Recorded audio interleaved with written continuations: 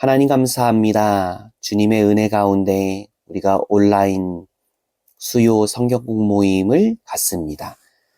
이 시간을 통하여서도 주님을 더욱더 알아가게 하시고 주님을 더욱더 사랑하게 하시고 또 주님과 더욱더 친밀함을 누릴 수 있도록 인도하여 주시옵소서. 주님 앞에 감사를 드리며 예수님의 이름으로 기도드립니다. 아멘. 오늘과 다음 주 수요일 이렇게 진행되는 온라인 성경 공부 모임에서는 느헤미야서에 대한 나눔을 가질 계획입니다. 2025 봄 대신방 가운데서도 느헤미야를 본문으로 말씀을 나눌 계획이고 몇 주 동안 느헤미야 본문으로 주일 예배 설교를 또 진행할 계획입니다. 주중에 보내드리는 말씀과 기도의 삶 또한 느헤미야를 본문으로 묵상 메시지를 계속 준비할 계획도 있습니다. 그렇기에 이번 성경 공부 모임에서 느헤미야를 함께 공부하는 것이 좋겠다라는 마음이 들어서 오늘에 이어 다음 주까지 느헤미야에 대해서 나눔을 갖고 싶습니다. 느헤미야서의 주제하면 가장 먼저 회복이라고 하는 단어가 떠오르실 것 같습니다. 느헤미야서를 읽으며 하나님의 백성들이 삶의 현장 가운데 만나는 어려움 가운데 어떻게 반응해야 하는가에 대한 건강한 반응에 대해서도 우리는 살펴볼 수 있습니다. 느헤미야서에 대해서 나누려면 먼저 구약의 큰 그림을 생각해 보는 것이 좋겠습니다. 구약 성경은 크게 세 부분으로 나눌 수 있는데요. 먼저는 역사서, 그리고 시가서, 마지막으로 예언서입니다. 역사서는 총 17권, 시가서는 5권, 그리고 예언서는 다시 17권. 그렇게 구성되어져 있습니다. 17, 5, 17. 외우기 쉬우시죠? 느헤미야는 역사서, 시가서, 예언서 중에 역사서에 속합니다. 역사서를 중심으로 하여서 그 흐름 속에서 시가서와 예언서를 읽어나가면 더욱 이해하시는 데 도움이 되실 겁니다. 잠깐 역사서와 시가서 그리고 예언서에 어떤 책들이 속해 있는지를 살펴보고 싶은데요. 먼저는 역사서입니다. 창세기, 출애굽기, 레위기, 민수기, 신명기, 여호수아, 사사기, 룻기, 사무엘상, 사무엘하, 열왕기상, 열왕기하, 역대상, 역대하, 에스라, 느헤미야, 에스더 이렇게 17권이 역사서에 속하고요. 이어서 시가서는 욥기, 시편, 잠언, 전도서, 아가서까지가 시가서에 속합니다. 마지막으로 예언서는 이사야, 예레미야, 예레미야애가, 에스겔, 다니엘, 호세야, 요엘, 아모스, 오바댜, 요나, 미가, 나훔, 하박국, 스바냐, 학개, 스가랴, 말라기 이렇게 17권이 바로 예언서에 속합니다. 이번 성경 공부 모임에서는 느헤미야를 살펴보기로 했잖아요.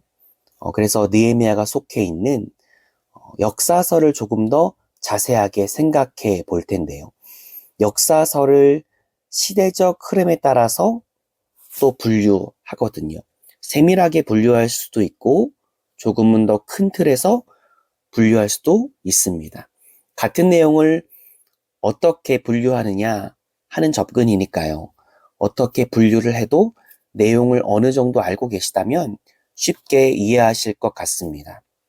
이번 성경 공부에서는 세밀한 분류보다는 좀 더 쉽게 외울 수 있도록 6시대로 나누어서 이야기를 드릴 텐데요. 먼저는 창조시대입니다. 창조시대는 창세기 1장부터 11장까지입니다. 이후에 족장시대가 나오고요. 족장시대는 창세기 12장부터 50장까지입니다. 이어서 모세시대인데요.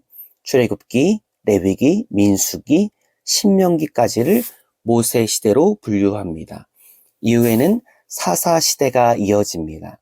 사사시대에는 여호수아, 사사기, 룻기, 사무엘상, 사무엘하가 포함됩니다. 이어서 왕정시대인데요. 왕정시대에는 열왕기상, 열왕기하, 역대상, 역대하가 포함되고요.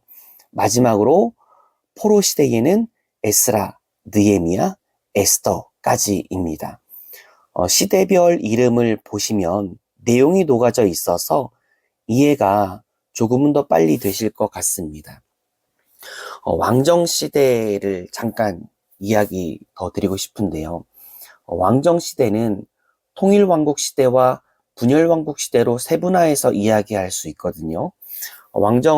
분열왕국시대 때 북이스라엘은 아수르에게 그리고 남유다는 바벨론에게 멸망을 당하게 됩니다. 북이스라엘은 아수르 멸망 이후 성경에서 그 흐름이 이어지지 않습니다. 반면에 남유다는 그 흐름이 이어지거든요. 성경을 보면 남유다의 멸망도 나오는데요. 1차, 2차, 3차에 걸쳐 포로로 끌려가게 되고요. 그러나 남유다 공동체는 다시금 1차, 2차, 3차에 걸쳐 돌아오게 됩니다.